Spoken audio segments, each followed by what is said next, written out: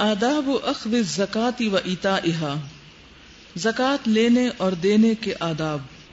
زکات کا مال لانے والے کے لیے خیر و برکت کی دعا کرنی چاہیے۔ حضرت عبداللہ بن ابی اوفا رضی اللہ عنہ سے روایت ہے کہ نبی کریم صلی اللہ علیہ وسلم کے پاس جب لوگ اپنے صدقات لے کر آتے تو آپ صلی اللہ علیہ وسلم فرماتے، اے اللہ فلاں لوگوں پر اپنی رحمت نازل فرما۔ جب میرا باپ اپنا صدقہ لے کر آیا تو فرمایا، اے اللہ آل ابی اوفا پر رحمت نازل فرما۔ اسے بخاری اور مسلم میں روایت کیا ہے۔ تو دو طرح کی دعائیں ملتی، ایک تو براہ راست اس شخص کے لیے دعا جو صدقہ لایا ہو کہ اے اللہ فلاں پر رحمت نازل فرما، اور دوسری اللہ فلاں کی آل پر رحمت نازل فرما۔ سمجھ آ گئی؟ کیا دو چیزیں؟ براہ راست اس شخص پر جو لے کر آیا ہے، اور نمبر دو اس کی آل اولاد پر بھی، اور ان دونوں کو کمبائن بھی کر سکتے ہیں کہ اللہ آپ پر اور آپ کے اہل و عیال پر اپنی رحمتیں نازل فرمائے۔ ہمارے فائنانس ڈپارٹمنٹ کے باہر اچھی کیلی گرافی میں لکھ کر یہ لگا ہونا چاہیے کہ جو شخص کچھ بھی لے کر آئے اس کے لیے ایک اجتماعی دعا ہو، کیونکہ یہ سنت ہے نبی صلی اللہ علیہ وسلم کی۔ خواہ وہ شخص اپنا فرض ادا کر رہا ہے، وہ فرض ادا کر رہا ہے، اور ہم کیا کہتے ہیں، کیا سوچ کے اس کا رکھ لیتے ہیں کہ اس کی ذمہ داری تھی نا، اس نے پوری کی، سو واٹ۔ نہیں، چاہے اس نے ذمہ داری پوری کی، پھر بھی ہمارا فرض بنتا ہے کہ ہم اس کو دعا دیں۔ دعا دینے کا فائدہ کیا ہوگا؟ موٹیویشن ملے گی اور اس کے اوپر اور رحمتیں نازل ہوں گی، اگلے سال اور زیادہ ادا کر سکے گا، اوروں کو بھلا کر سکے گا، اور ایک محبت اور بھائی چارہ بھی تو بڑھتا ہے نا، دل میں اطمینان سعادت۔ اور جب کوئی احسان کرتا ہے، چاہے وہ براہ راست ہم پر نہ بھی کر رہا ہو، لیکن ہم بھی ایک وسیلہ بنے ہوئے اس میں، تو بھی دعا دینی چاہیے۔ یس، انہیں بولنا بھی چاہیے، انہیں دو لفظ بولنے بھی چاہیے۔ اگر لائن لمبی لگی ہوئی ہو تو اس وقت اگر مشکل ہو رہی ہو تو ایک مستقل لگی رہے، اور ایک بولنے سے اور زیادہ دل اچھا ہوگا۔ یعنی اصل سنت تو یہی ہے کہ نبی صلی اللہ علیہ وسلم نے بول کر ہی بات کی۔ ہمیں جب کوئی کہے نا کہ دعا کر دیں کوئی، تو ہم کیا کریں، ہمیں یہ بھول جاتا ہے کہ کسی کے لیے کیا دعا کرے۔ تو ہمیں پتہ ہونا چاہیے کہ اس موقع پر کس کو کیا دعا دینی ہے۔ جو کسی کو دعا دیتا ہے، فرشتے اس کے لیے دعا کرتے ہیں۔ اب یہ یاد رکھنی ہے یہ بات، زکات دینے والا اپنی مرضی سے زیادہ زکات ادا کرے تو اس کے لیے بہت زیادہ ثواب ہے، زیادہ دینے والے کے لیے زیادہ ہے۔ وَسَنَزِيدُ الْمُحْسِنِينَ، کیونکہ ہم بعض اوقات اتنی زیادہ کیلکولیشن میں پڑ جاتے ہیں کہ ہم کہتے ہیں جی یہ نگ تو سونا نہیں ہے، اس کے اندر تو کاٹ بھی ہے اور فلاں بھی ہے، اور اس کے بیچنے کا ریٹ اتنا ہے اور خریدنے کا اتنا ہے، اور بہت لمبے چوڑے حساب میں پڑ جاتے ہیں۔ تو بہت باریک حساب کرنے سے بہتر حساب کر لیں، لیکن اس پر زیادہ دیں، تو اجر بھی، فائدہ بھی، ثواب بھی اور برکت بھی زیادہ ملے گی۔ جی، حضرت ابی بن کعب رضی اللہ عنہ کہتے ہیں کہ مجھے نبی اکرم صلی اللہ علیہ وسلم نے صدقہ وصول کرنے کے لیے بھیجا۔ میں ایک آدمی کے پاس پہنچا، اس نے میرے سامنے اپنا مال پیش کر دیا۔ اس کا مال بس اتنا ہی تھا کہ اس شخص کو 1 سال کی اونٹنی ادا کرنا تھی۔ میں نے اسے کہا 1 سال کی بچی دے دو۔ اس نے کہا وہ نہ دودھ دینے والی ہے اور نہ سواری کے قابل، لہٰذا یہ میری اونٹنی ہے، جوان اور موٹی تازی، یہ لے لیجئے۔ میں نے کہا میں تو نبی اکرم صلی اللہ علیہ وسلم کے حکم کے بغیر اسے نہیں لے سکتا۔ ہاں البتہ نبی اکرم صلی اللہ علیہ وسلم تمہارے قریب ہی مدینہ منورہ میں تشریف فرما ہے، اگر آپ پسند کریں تو ان کی خدمت میں اپنی اونٹنی پیش کر دو جو میرے سامنے پیش کی ہے۔ اگر آپ صلی اللہ علیہ وسلم نے تجھ سے قبول فرما لی تو میں بھی اسے قبول کر لوں گا، لیکن اگر آپ نے قبول نہ فرمائی تو میں بھی قبول نہیں کروں گا۔ لہٰذا وہ تیار ہو گیا اور میرے ساتھ روانہ ہوا، اونٹنی بھی اپنے ہمراہ لے لی۔ ہم جب نبی اکرم صلی اللہ علیہ وسلم کی خدمت میں حاضر ہوئے تو اس نے کہا، اے اللہ تعالیٰ کے نبی صلی اللہ علیہ وسلم، آپ کا تحصیلدار میرے پاس صدقہ وصول کرنے آیا، اور اللہ کی قسم یہ پہلا موقع ہے کہ آپ صلی اللہ علیہ وسلم کا قاصد میرے پاس صدقے کے لیے آیا ہے۔ میں نے اپنا مال ان صاحب کے سامنے پیش کیا تو انہوں نے کہا 1 سال کی بچی دے دو، حالانکہ وہ دودھ دے سکتی ہے، نہ ہی سواری کے قابل ہے۔ میں نے کہا یہ اونٹنی جوان موٹی تازی ہے، لے لیجئے، لیکن انہوں نے انکار کر دیا۔ اب میں اسے یعنی اونٹنی کو لے کر آپ صلی اللہ علیہ وسلم کی خدمت میں حاضر ہوں، اسے لے لیجئے۔ آپ صلی اللہ علیہ وسلم نے فرمایا تم پر واجب تو اتنا ہی تھا، لیکن اگر خوشی سے نیکی کرو گے تو اللہ تمہیں اس کا اجر دے گا اور ہم اس کو قبول کر لیں گے، اس نے کہا یہ اونٹنی موجود ہے، اسے لے لیجئے۔ چنانچہ آپ صلی اللہ علیہ وسلم نے اسے لینے کا حکم فرمایا اور اس کے مال میں برکت کی دعا فرمائی۔ اسے ابو داؤد نے روایت کیا ہے۔ اس میں دینے والے کا کیا کردار سامنے آتا ہے؟ وہ اتنے شوق سے کیوں دیتے تھے اور زیادہ دینے پر کیوں مصر تھے؟ لوجہ اللہ، اللہ کی خاطر، اور اس ڈر سے بھی کہ کہیں ہماری طرف کوئی حق نہ رہ جائے، زیادہ لے لو۔ لینے والے کا کیا کردار سمجھ میں آتا ہے؟ اللہ کا اتنا ڈر رکھتا ہے کہ وہ سمجھتا ہے کہ اگر میں نے زیادہ لے لیا تو میں اللہ کے ہاں پکڑا نہ جاؤں۔ یس، وہ اپنی جگہ ڈر رہا ہے، لہٰذا جب کوئی بات سمجھ میں نہ آئے تو کیا کرنا چاہیے؟ فَاسْأَلُوا أَهْلَ الذِّكْرِ إِن كُنتُمْ لَا تَعْلَمُونَ۔ جب دونوں کے درمیان بات طے نہیں ہوئی تو کہا چلے نبی صلی اللہ علیہ وسلم سے پوچھتے ہیں۔ جب آپ سے پوچھا گیا تو آپ کا فیصلہ کیسا تھا؟ آپ نے کیا کیا؟ جی، جو خوشی سے زیادہ دے اس سے لے لیا جائے، اور ہمارے لیے ایک پریسیڈنٹ سیٹ ہو گیا کہ اگر کوئی زیادہ دے رہا ہے اور لینے والا اس سے زیادہ لے لیتا ہے تو لینے والے پر کوئی گناہ نہیں ہے، اور دینے والے کو کیا مل جائے گا؟ اس کو نبی صلی اللہ علیہ وسلم کی دعا ایک طرح سے ملے گی، کیونکہ آپ صلی اللہ علیہ وسلم نے اس کے مال میں برکت کی دعا دی۔ تو ہمیں بھی کیا کرنا چاہیے؟ ایسے شخص کے لیے برکت کی دعا کرنی چاہیے۔ پچھلی حدیث میں رحمت کی دعا ہے اور یہاں برکت کی، کہ اللہ تعالیٰ تمہیں اور زیادہ اضافہ دے اس مال میں۔ تحصیلدار کو لوگوں کے گھر جا کر زکوٰۃ وصول کرنی چاہیے، یعنی زکوٰۃ کلیکٹر کو خود جا کر زکوٰۃ کلیکٹ کرنی چاہیے۔ حضرت عمرو بن شعیب اپنے باپ سے وہ اپنے دادا سے روایت کرتے ہیں کہ نبی اکرم صلی اللہ علیہ وسلم نے فرمایا، زکوٰۃ لینے کے لیے تحصیلدار مویشی اپنے ٹھکانے پر نہ منگوائے اور نہ ہی مالک اپنے مویشی کہیں دور لے جائے، بلکہ مویشیوں کی زکوٰۃ ان کے ٹھکانوں پر وصول کی جائے۔ اسے ابو داؤد نے روایت کیا ہے۔ تو اس سے کیا پتہ چلتا ہے کہ دینے والے کو سہولت دی گئی ہے، لینے والے پہ ذمہ داری ڈالی گئی ہے کہ وہ جا کر لے، ٹھیک ہے۔ اور ویسے بھی یہ کہ اگر وہ مویشی لے کر ہر شخص چل پڑے گا تو اس میں مشکل ہوگی، خصوصاً اگر کسی دوسرے شہر یا گاؤں یا علاقے میں آفس ہو، کیونکہ ہر جگہ پر تو آفیسز نہیں ہو سکتے، تو آفس کا بندہ اٹھ کر سب جگہوں پر چلا جائے، وہ زیادہ بہتر ہے بنسبت اس کے کہ ہر بندہ آفس میں آئے۔ زکوٰۃ میں اوسط درجے کا مال لینا چاہیے، نہ بہت اچھا نہ بہت خراب۔ حضرت انس رضی اللہ عنہ بیان کرتے ہیں کہ حضرت ابو بکر صدیق رضی اللہ عنہ نے انہیں وہ حکم لکھ کر دیا جس کا حکم اللہ تعالیٰ نے اپنے پیغمبر صلی اللہ علیہ وسلم کو دیا تھا، زکوٰۃ میں بوڑھا اور عیب دار اور نر نہ لیا جائے، ہاں اگر زکوٰۃ لینے والا خود چاہے۔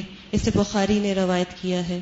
ٹھیک ہے، تو اس سے پتہ چلتا ہے کہ درمیانی راہ اختیار کرنی چاہیے لینے والے کو، نہ بہت اچھا چنے اور نہ ہی بہت گھٹیا، بس قابل قبول ہو۔ حضرت ابن عباس رضی اللہ عنہما کہتے ہیں، جب رسول اللہ صلی اللہ علیہ وسلم نے حضرت معاذ رضی اللہ عنہ کو یمن پر حاکم بنا کر بھیجا تو فرمایا، زکوٰۃ میں لوگوں کے عمدہ مال لینے سے اجتناب کرنا۔ اسے بخاری نے روایت کیا۔ حکم کیا ہے زکوٰۃ میں لوگوں کے بہترین یا عمدہ مال لینے سے اجتناب کرنا؟ کیوں؟ وائے اس کی کیا حکمت تھی؟ تاکہ لوگ زکوٰۃ دینے سے انکار نہ کر دیں۔ ویسے بھی آپ دیکھیے کہ انسان کو اپنے مال سے بڑی محبت ہوتی ہے، وَإِنَّهُ لِحُبِّ الْخَيْرِ لَشَدِيدٌ۔ آپ نے کبھی دیکھا ہوگا کہ جب عید کے موقع پر بچوں کے سامنے بکرا ذبح کیا جائے اور خصوصاً وہ بکرا انہوں نے پالا ہو یا کچھ دن بھی ان کے کھیلنے کے لیے گھر میں رکھا گیا ہو، تو ان کا ریاکشن کیا ہوتا ہے؟ روتے ہیں، ناراض ہو جاتے ہیں، عید کے دن موڈ آف کر لیتے ہیں، بکرے کا گوشت نہیں کھاتے، کیونکہ وہ کہتے ہیں کہ ہمارا بکرا اس کو کیوں ذبح کیا۔ اور خصوصاً جانور، انسان جب جانوروں کو پالتا ہے تو اسے جانوروں سے محبت ہو جاتی ہے۔ ہم چونکہ دور دور سے دیکھتے ہیں تو ہمیں ان سے کوئی انس تعلق نہیں ہوتا، لیکن جو لوگ ان کو روزانہ کھلاتے ہیں پلاتے ہیں تو وہ ان سے محبت کرتے ہیں، تو ان میں سے جو بہتر ہوتا ہے وہ ان کا زیادہ محبوب ہوتا ہے۔ تو جب وہ لیا جانے لگتا ہے تو ان کے دل میں پھر کہیں یہ خیال نہ آئے کہ ہماری اتنی بہترین چیز کیوں لے لی گئی، یعنی دین کے خلاف یا اللہ کے راہ میں دیتے ہوئے کہیں ان کے اندر کوئی منفی جذبات نہ ہو۔ یہاں انسانی کمزوری کی رعایت کی گئی ہے، کیونکہ سب ایک جیسے نہیں ہوتے۔ کچھ لوگ تو اپنی خوشی سے زیادہ بہتر دینا چاہتے ہیں، لیکن سب ایسا نہیں کرتے، ٹھیک ہے۔ زکوٰۃ سے بچنے کے لیے ہیلا سازی منع ہے. ہیلا سازی کرنا کیا ہوتا ہے؟ یعنی بہانے بنانا. زکوٰۃ دیتے وقت اگر مال علیحدہ علیحدہ ہو تو انہیں جمع نہ کیا جائے، اگر مال مشترک ہو تو انہیں الگ الگ نہ کیا جائے. مثلا آپ کے پاس 5 تولے سونا ہے اور 40 تولے چاندی ہے، تو ان دونوں کو ملا کر ایک نصاب نہیں بنایا جائے گا، ہر ایک کا نصاب الگ الگ ہوگا. ٹھیک. اور اسی طرح بکریوں کی مثال یہاں یہ خود دیں گے. حضرت انس سے روایت ہے کہ حضرت ابوبکر صدیق نے ان کے لیے فرض زکوٰۃ کا حکم لکھ کر دیا جو نبی اکرم صلی اللہ علیہ وسلم نے مقرر کی تھی. یعنی ابو بکر رضی اللہ تعالی عنہ نے ان کے لیے، کن کے لیے؟ حضرت انس کے لیے فرض زکوٰۃ کا حکم لکھ کر دیا، یعنی احکامات لکھ کر دیے. اور ان احکامات میں کیا تھا؟ زکوٰۃ کے ڈر سے جدا جدا مال کو یکجا اور یکجا مال کو زکوٰۃ کے ڈر سے علیحدہ علیحدہ نہ کیا جائے، کیونکہ اس میں ریشو بدل جاتا ہے. اسے بخاری نے روایت کیا ہے. نمبر 1 وضاحت یہ کرتے ہیں، مال اکٹھا کرنے کی مثال یہ ہے کہ اگر 3 آدمیوں کے پاس الگ الگ 40 بکریاں ہوں تو سب کو ایک ایک بکری زکوٰۃ ادا کرنی ہوگی، کیونکہ بکریوں کا نصاب کیا ہے؟ 40 بکریوں پر ایک بکری دینا. لیکن اگر تینوں آدمی اپنی بکریاں اکٹھی کر دیں تو صرف ایک بکری دینی پڑے گی. مثلا 3 بھائی ہیں گھر میں اور ہر ایک کے پاس 40 بکریاں ہیں اور 40 الگ الگ ان کی ملکیت ہے، ہر ایک کی 40 ہے. اب جب سال گزر گیا تو انہیں کیا کرنا ہے؟ ایک ایک بکری دینی ہے. تو 3 بکریاں ان کی زکوٰۃ نکلتی. تو وہ سال کے اختتام پر آپس میں اور پکے بھائی بن جاتے ہیں اور کہتے ہیں آئے آج کے دن ہم اب سب اپنے مال اکٹھے کر لیتے ہیں اور ان میں سے بس ایک بکری دیتے ہیں اور 2 ہماری بچ جائیں گی. اتفاق کا کتنا فائدہ ہے. تو ایسا کرنے سے منع کیا گیا. یہی ہیلا سازی ہے کہ زکوٰۃ سے بچنے کے لیے مال اکٹھا کر لینا، یہ نہیں کرنے کی اجازت. تو اب اگر کوئی آپ سوال کرے کہ 3 الگ مالک اگر زکوٰۃ سے بچنے کے لیے اپنا مال اکٹھا کر لیں تو کیا یہ جائز ہے؟ تو آپ کیا کہیں گے؟ جائز نہیں ہے. مال الگ الگ کرنے کی مثال یہ ہے کہ اگر 2 آدمیوں کے مشترکہ مال میں 240 بکریاں ہوں، 120 تو ان پر 3 بکریاں زکوٰۃ ہوگی. لیکن اگر وہ اپنی 120 بکریاں الگ کر لیں تو دونوں کو ایک ایک بکری دینی پڑے گی. تو اب کیا ہے؟ وہ سال بھر تو اکٹھے ہیں لیکن زکوٰۃ کے دن الگ الگ ہو جاتے ہیں. پہلوں نے کیا کیا؟ جمع ہو گئے، اور انہوں نے کیا کیا؟ الگ ہو گئے. تو ایسا کرنا بھی درست نہیں. اب یہ لینے دینے کے آداب ہیں. ٹھیک ہے. نمبر 2 زکوٰۃ وصول کرنے کے لیے بھی ایسا ہی حکم ہے. مثلا اگر 2 آدمیوں کے مشترکہ مال میں سے 80 بکریاں ہیں تو ان پر ایک بکری زکوٰۃ ہوگی. زکوٰۃ لینے والا 80 بکریوں کو 40 کے 2 حصے شمار کر کے 2 بکریاں نہیں لے سکتا. یعنی اگر آلریڈی ان کی کٹھی ہی ہیں، ایک ہی جگہ ہیں اور وہ 80 ہے تو ایک ہی بکری جائے گی. وہ یہ نہیں کہے گا کہ تم 2 کا بزنس اکٹھا ہے تو تم الگ الگ کرو اور آدھی آدھی کرو اور پھر ایک ایک بکری مجھے دو. نہیں، چونکہ انہوں نے رکھا ہی اکٹھا ہوا ہے اور اس کے پروفٹ نفع نقصان کے وہ مشترکہ حقدار ہیں، تو وہاں زکوٰۃ لینے والا اپنی مرضی سے الگ نہیں کرے گا. ہاں اگر وہ مالک الگ الگ ہیں اور ویسے انہوں نے کسی انتظامی ضرورت کے تحت ان کو اکٹھا کر رکھا ہے تو اس صورت میں بات مختلف ہوگی. ٹھیک ہے. یہ مثال سمجھ آ گئی سب کو؟ اوکے. مشترکہ کاروبار میں حصہ داران کو اپنے اپنے حصے کی نسبت سے زکوٰۃ ادا کرنی چاہیے. جملہ سب مل کے پڑھیں.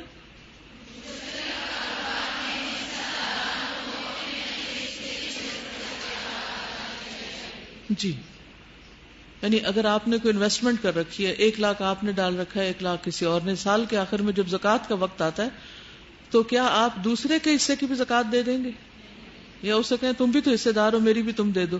نہیں، آپ اپنے پیسوں کی دیں گے اور وہ اپنے پیسوں کی، کیونکہ اس مال پہ سال گزر چکا ہے. یہ مال تجارت ہے جیسے. جی وہاں بھی وہی اصول ہے. اگر تو انہوں نے حصہ الگ الگ مقرر کیا ہوا پھر تو ٹھیک ہے. بعض اوقات ہوتا ہے نا باپ بیٹوں کا اکٹھا ہی ہوتا ہے اور وہ الگ نہیں ہے تو اس صورت میں الگ نہیں کر سکتے. لیکن جہاں پارٹنرشپ لکھی ہوئی ہے کہ اتنا اس کا ہے اتنا اس کا، اس حساب سے پھر کرنا ہی ہوگا. حضرت انس رضی اللہ تعالی عنہ سے روایت ہے، حضرت ابوبکر صدیق رضی اللہ تعالی عنہ نے ان کے لیے زکوٰۃ کا حکم لکھ کر دیا جو رسول اللہ صلی اللہ علیہ وآلہ وسلم نے مقرر کی تھی. اس میں یہ تھا جو مال دو شریکوں کا ہو وہ ایک دوسرے سے برابر حساب کر لیں. اسے بخاری نے روایت کیا ہے. اس کی وضاحت یہ کہ مثلاً ایک کاروبار میں دو آدمی برابر کے سرمایہ سے شریک ہیں تو سال کے آخر میں اس رقم کی زکوٰۃ ادا کرنے کے لیے دونوں شریک زکوٰۃ کی نصف رقم ادا کریں گے. دونوں پہ برابر کی زکوٰۃ پڑے گی. کمپنیوں وغیرہ کی زکوٰۃ کی اصل ذمہ داری کمپنیوں پر ہے، لیکن اگر کسی وجہ سے وہ کمپنی زکوٰۃ ادا نہ کرے تو حصے داران کو اپنے حصے کی نسبت سے زکوٰۃ ادا کرنی چاہیے. مثلاً کسی نے کمپنی بنائی اور لوگوں نے اس میں انویسٹمنٹ کی ہوئی، تو کمپنی کا فرض بنتا ہے کہ سب کی انویسٹمنٹ کی اکٹھی زکوٰۃ نکال دے. ٹھیک ہے، لیکن یعنی 5 لوگ ہیں اس کمپنی میں، تو سال کے آخر میں ان سب کی اکٹھی زکوٰۃ کمپنی کی طرف سے ادا کر دی جائے. جیسے اور نفع نقصان آمد و رفت کا حساب ہوتا ہے، زکوٰۃ بھی وہی ہو جائے. لیکن اگر پتہ ہو کہ جس کمپنی میں نے انویسٹمنٹ کی وہ میری زکوٰۃ نہیں دیں گے، وہ کسی کی بھی نہیں دیں گے، اور انہوں نے ایک کلاز میں یہ لکھا ہے کہ کمپنی زکوٰۃ دینے کی ذمہ دار نہیں ہوگی، تو پھر کیا کرنا چاہیے؟ اپنے حصے کی زکوٰۃ دے دینی چاہیے. باقی ساری کمپنی کے آپ ذمہ دار نہیں ہیں. آپ کے بہاف پر دے رہی ہے نا، ہو جائے گی. بالکل جیسے بینک والے اگر آپ کے بہاف پر وہ نکال کے آپ کے پیسے سے دے جائیں گے تو وہ زکوٰۃ ہو جائے گی. حسب ضرورت سال مکمل ہونے سے پہلے زکوٰۃ ادا کی جا سکتی ہے. مثلا کوئی شخص شدید ضرورت مند ہے اور آپ کے پاس اور کچھ نہیں یا افورڈ نہیں کر سکتے، تو آپ سوچتے ہیں چلو میں اپنی آئندہ آنے والی جو زکوٰۃ ہے اس میں سے پیسے نکال کے دے دیتا ہوں، تو ایسے بھی آپ کر سکتے ہیں. حضرت علی رضی اللہ تعالیٰ عنہ سے روایت ہے کہ حضرت عباس رضی اللہ تعالیٰ عنہ نے نبی اکرم صلی اللہ علیہ وسلم سے سال گزرنے سے قبل زکوٰۃ ادا کرنے کے بارے میں پوچھا تو آپ صلی اللہ علیہ وآلہ وسلم نے ان کو رخصت دے دی. اسے ترمذی نے روایت کیا ہے. ٹھیک ہے، سمجھ آ گئی یہ بات. ایک صورت اور یہ ہوتی ہے، کچھ لوگ اکٹھی زکوٰۃ نہیں دے سکتے. ہوتا ہے نا، مثلاً عورتوں کے پاس زیورات ہیں اور وہ نہ تو زیور نکالنا چاہتی ہیں اور نہ ان کے پاس اکٹھی اتنی اماؤنٹ ہے. مثلاً 1 لاکھ زکوٰۃ بن رہی اور ایک عورت کے پاس 1 لاکھ نہیں ہے، اس کو ہر مہینے 10,000 جیب خرچ ملتا ہے شوہر سے. تو وہ کیا کرے؟ ایک یہ ہے کہ ہر مہینے سیونگ کر کر کے رکھتی رہے، جب سال پورا ہو تو وہ اکٹھا پیسہ زکوٰۃ میں دے دے. دوسرا کیا ہے، ساتھ کے ساتھ ایڈوانس میں دیتی جائے. لیکن یہ نہیں کرنا چاہیے کہ زکوٰۃ ڈیو ہے اور آپ کو آج نکالنی ہے اور آپ آج نکالنے کی بجائے 1 سال بعد پوری کر رہے ہیں. زکوٰۃ کا مال آپ کے مال میں شامل نہیں رہنا چاہیے. اب سمجھ آ گئی؟ ان ایڈوانس انسٹالمنٹس دینا شروع کر دیں.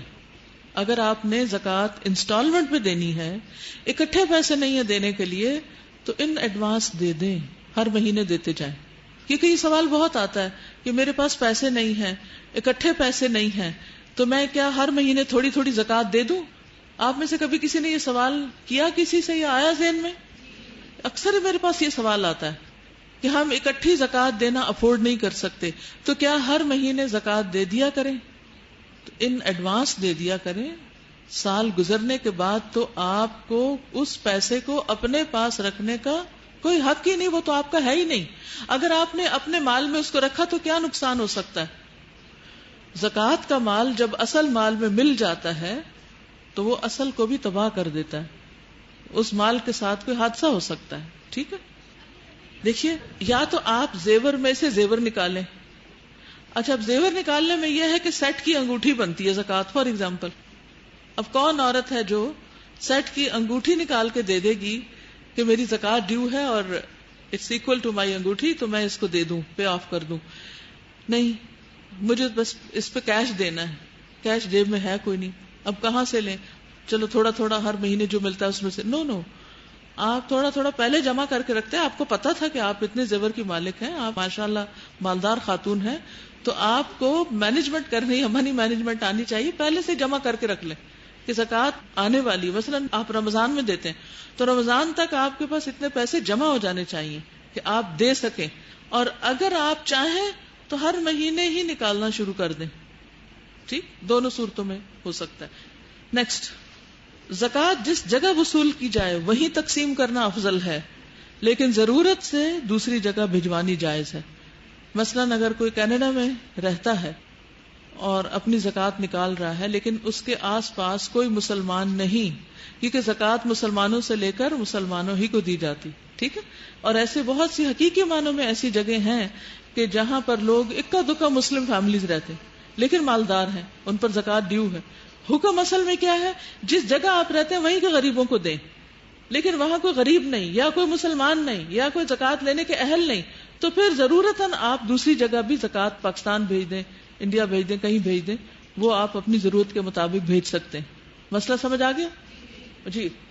کا کوئی کام ہو رہا ہے، جی ہاں، اگر آپ کی پریفرنس کچھ اور ہو تو یہاں سے پھر بھیج سکتے ہیں، پھر بھی بھیج سکتے ہیں. جیسے پریفرنس ہوتی ہے نا کہ آپ ایک جگہ کی بجائے دوسری جگہ لگانا چاہتے ہیں، تو دوسری آپشن آپ کے پاس یہاں نہیں ہے، دوسری جگہ موجود ہے دوسرے شہر میں، تو اس صورت میں بھی آپ دے سکتے ہیں. حضرت عمران بن حسین رضی اللہ عنہ سے روایت ہے، انہیں زکوٰۃ کا تحصیلدار مقرر کیا گیا. جب وہ واپس تشریف لائے تو ان سے پوچھا گیا مال کہاں ہے؟ انہوں نے فرمایا کیا آپ نے مجھے مال لانے کے لیے بھیجا تھا؟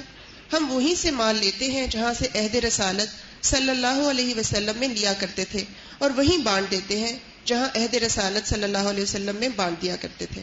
اسے ابن ماجہ نے روایت کیا. ٹھیک ہے، بات واضح. یعنی کہ ہم لاتے نہیں، وہیں سے لے کے وہیں تک. مثلا یہ گاؤں کے لوگ ہیں، کچھ لوگ زکوٰۃ دینے والے ہیں اور کچھ لینے والے ہیں، تو کلیکٹر کیا کر رہے ہیں؟ اس سے لے کر اس کو دے کے وہیں کا وہیں مال ختم. اسی لیے تو کہا نا وہاں سے اپنے اونٹ بکریاں لے کے مت چلو، ادھر ہی رکھو. زکوٰۃ کلیکٹر خود آ کے لے گا، اور وہ لے کے کیا کر سکتا ہے؟ وہیں کے مستحقوں کو دے سکتا ہے. اس میں کتنی سہولت ہے نا اگر ایسا کیا جائے. اور ویسے بھی جس علاقے میں کوئی رہتا ہو، اگر وہ بھوکا پیاسا ہے، اس کے پڑوسی مصیبت میں ہے، اور وہ اپنا سارا پیسہ کہیں اور بھیج رہا ہے، تو از اٹ فیئر؟ آپ کے گھر میں لوگ موجود ہیں جو سخت محتاج ہیں، لیکن آپ اپنے گھر کی بجائے کہیں اور دے رہے ہیں. گھر سے مراد رشتہ دار، خاندان کے لوگ جو زکوٰۃ کے مستحق ہو سکتے ہیں اور جن پہ زکوٰۃ لگ سکتی ہے، جن کے بارے میں تھوڑی تفصیل آگے بھی ہوگی. تو بہتر یہ ہے کہ پہلے قریب والوں سے شروع کی جائے. اس میں بہت سے فائدے ہیں، مادی، روحانی، مینجمنٹ کی سہولت، کئی طرح سے فائدے ہیں. نیکسٹ حدیث. حضرت عبداللہ بن عباس سے روایت ہے، نبی اکرم صلی اللہ علیہ وسلم نے حضرت معاذ کو یمن بھیجا تو ارشاد فرمایا لوگوں کو بتانا کہ ان پہ اللہ تعالیٰ نے زکوٰۃ فرض کی ہے جو ان کے مالداروں سے لے کر ان کے فقراء کو دی جائے گی. اسے بخاری نے روایت کیا ہے. ٹھیک ہے، مسلمانوں ہی کے مالداروں سے لے کر مسلمانوں ہی کے فقراء کو دی جائے گی. واضح. زکوٰۃ کے مال میں خیانت یا خرد برد کرنے والا شخص قیامت کے دن اس مال کو اپنی گردن پر اٹھائے ہوئے آئے گا. حضرت عبادہ بن صامت رضی اللہ عنہ سے روایت ہے، نبی اکرم صلی اللہ علیہ وسلم نے انہیں زکوٰۃ وصول کرنے کے لیے مقرر کیا اور فرمایا اے ابو ولید، مال زکوٰۃ کے بارے میں اللہ تعالیٰ سے ڈرتے رہنا. قیامت کے روز اس حال میں نہ آنا کہ تم اپنے کندھوں پر اونٹ اٹھائے ہوئے آؤ جو بلبلا رہا ہو، یا اپنے کندھوں پر چوری کی ہوئی گائے اٹھائی ہوئی ہو جو ڈکار رہی ہو، یا بکری اٹھا رکھی ہو جو ممیا رہی ہو، اور مجھے سفارش کے لیے کہو. حضرت عبادہ بن صامت رضی اللہ عنہ نے عرض کیا یا رسول اللہ صلی اللہ علیہ وسلم، کیا مال زکوٰۃ میں خرد بد کا یہی انجام ہوگا؟ آپ صلی اللہ علیہ وسلم نے فرمایا ہاں، قسم ہے اس ذات کی جس کے ہاتھ میں میری جان ہے، یہی انجام ہوگا. حضرت عبادہ بن صامت رضی اللہ عنہ نے عرض کیا اس ذات کی قسم جس نے آپ کو حق کے ساتھ بھیجا، میں آپ کے لیے کبھی بھی عامل کا کام نہیں کروں گا. اسے طبرانی نے روایت کی.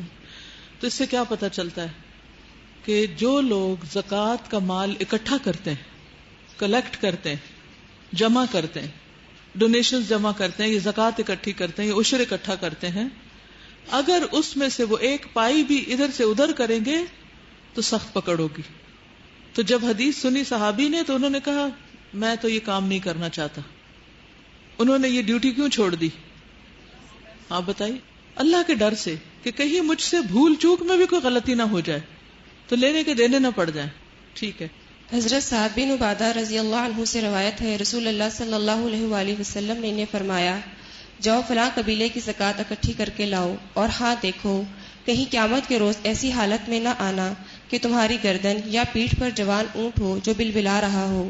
حضرت سعد رضی اللہ عنہ نے عرض کیا یا رسول اللہ صلی اللہ علیہ وآلہ وسلم، مجھے ذمہ داری سے سبکدوش کر دیجیے. آپ صلی اللہ علیہ وآلہ وسلم نے انہیں سبکدوش کر دیا. اسے طبرانی اور بازار نے روایت کیا. یعنی انہوں نے خود ہی ریزائن کر دیا اپنی ڈیوٹی سے. اور آپ کو معلوم ہے سعد بن عبادہ کوئی عام انسان نہیں، بہت سمجھدار ہیں. فتح مکہ کے موقع پر ان کے ہاتھ میں اپنے قبیلے کا جھنڈا تھا. ان کے منہ سے ایک بات نکل گئی تھی جس بنا پر آپ صلی اللہ علیہ وسلم نے وہ جھنڈا ان سے واپس لے لیا اور ان کے بیٹے کو دے دیا. اور وہ بات کیا تھی کہ آج کعبہ کو حلال کرنے کا دن ہے, آج جنگ کرنے کا دن ہے. تو آپ صلی اللہ علیہ وسلم کو یہ بات پسند نہ آئی. تو اس سے کیا بات پتہ چلتی کہ اگر آپ کبھی سمجھتے ہوں کہ آپ کوئی کام یا ذمہ داری یا ڈیوٹی سنبھالنے کے اہل نہیں تو آپ کو اسے قبول نہیں کرنا چاہیے, اور اگر قبول کر لیں اور اس کا حق ادا نہ کر پائیں تو اسے اپنی چوائس سے چھوڑ بھی سکتے ہیں. لیکن اس کا یہ مطلب نہیں ہے کہ انسان صرف اپنی جان آسان کرنے کے لیے اور سہولت کے لیے نہیں, جب پتا ہو کہ میرے بس کی بات نہیں. کچھ لوگ ہوتے ہیں انہیں جمع تفریق نہیں آتی. حضرت یوسف علیہ السلام نے کیا کیا تھا؟ انہوں نے پیش کیا تھا کیونکہ انہیں پتا تھا کہ میں یہ کر سکتا ہوں. تو اپنی صلاحیتوں کا جائزہ لیجئے, اور اگر آپ سمجھے کہ آپ سے حق ادا نہیں ہو رہا تو خواہ اپنے اوپر بوجھ نہ لا دیے. بہت سے لوگ ریزائن کرتے چلے جاتے ہیں بہت سے کاموں سے, کیا ہر چیز سے قبول کر لینا چاہیے؟ یہاں ایک مثال جو نہیں, ڈپینڈ کرتا ہے کہ کیوں کر رہے ہیں, اب نیت میں کیا ہے. دیکھیں نا, انہیں تو اس حدیث سے ڈر لگا تھا نا, کیا واقعی ہم اللہ کے ڈر سے ریزائن کر رہے ہیں یا ہم اپنی جان چھڑانے کے لیے کر رہے ہیں؟ ان دو چیزوں میں فرق ہے. اور آپ صلی اللہ علیہ وسلم نے قبول کر لیا, سمپلی ان کا قبول کر لیا کیونکہ آپ کو اندازہ ہوگا کہ یہ نہیں کر سکتے. جی. زکوٰۃ وصول کرنے والے کو کسی زکوٰۃ دینے والے سے تحفہ نہیں لینا چاہیے, یعنی جب سرکاری ڈیوٹی پر ہو تو گفٹ نہ لیں. حضرت ابو حمید ساعدی کہتے ہیں رسول اللہ صلی اللہ علیہ وسلم نے بنو اسد قبیلہ کے ایک شخص ابن لتبیہ کو آمی مقرر فرمایا. حضرت عمر رضی اللہ عنہ اور حضرت ابن ابو عمر رضی اللہ عنہ کہتے ہیں کہ آپ صلی اللہ علیہ وسلم نے اس سے زکوٰۃ وصول کرنے کے لیے تحصیلدار مقرر فرمایا تھا.